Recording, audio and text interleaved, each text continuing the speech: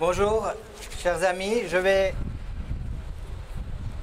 à présent vous lire le communiqué de la Commission des Affaires étrangères du Conseil national de la résistance iranienne à propos de cette visite du représentant de la théocratie sanguinaire des mollahs à Paris. La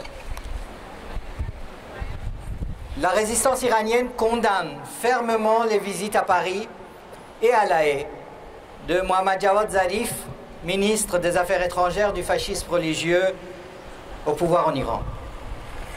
Décrivons cela comme étant comme des violations des droits de l'homme, la démocratie et de la paix en Iran et dans l'ensemble du Moyen-Orient. Le bilan du gouvernement de Zarif représente et parle par lui-même. Au moins 2400 exécutions sous le mandat du président des mollahs, Hassan Rouhani. Le rapporteur spécial des Nations Unies sur la situation des droits de l'homme en Iran, dans son dernier rapport, a déclaré qu'environ 1000 personnes ont été exécutées en 2015, le chiffre le plus élevé de ces 25 dernières années. Les exécutions des mineurs, oui. Selon le rapporteur spécial des Nations Unies, l'exécution des mineurs en 2014-2015 a atteint le taux le plus élevé durant ces 5 dernières années. La multiplication des arrestations et l'emprisonnement des écrivains, des journalistes, des artistes, l'intensification de l'oppression et des exécutions à l'encontre des minorités religieuses et ethniques, comprenant les Kurdes, les Arabes, les Beloutches et aussi la minorité sunnite en Iran. L'envoi de milliers de forces armées en Syrie dans une démonstration complète de soutien militaire et financier au dictateur syrien. 70 000 gardiens de la révolution et de mercenaires étrangers à leur solde sont occupés à massacrer le peuple syrien.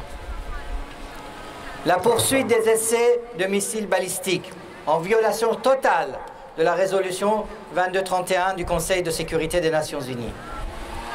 D'autre part, les conflits internes de ce régime, particulièrement suite à l'accord nucléaire, ont augmenté de manière inédite. Et le régime des mollahs est devenu sensiblement plus faible et plus fragile que jamais face à l'intensification des manifestations dans l'ensemble du pays. Ainsi, tout investissement dans ce régime est voué à l'échec. Le guide suprême, Ali Khamenei, a réitéré une fois de plus, le 19 juin, que le soulèvement populaire représente le cauchemar de son régime. Il ne faut pas, dit-il, que les universités se transforment en plateforme de rejet des principes et des valeurs de la révolution, sous-entendu son régime. Quiconque défie l'institution sous quelque prétexte que ce soit,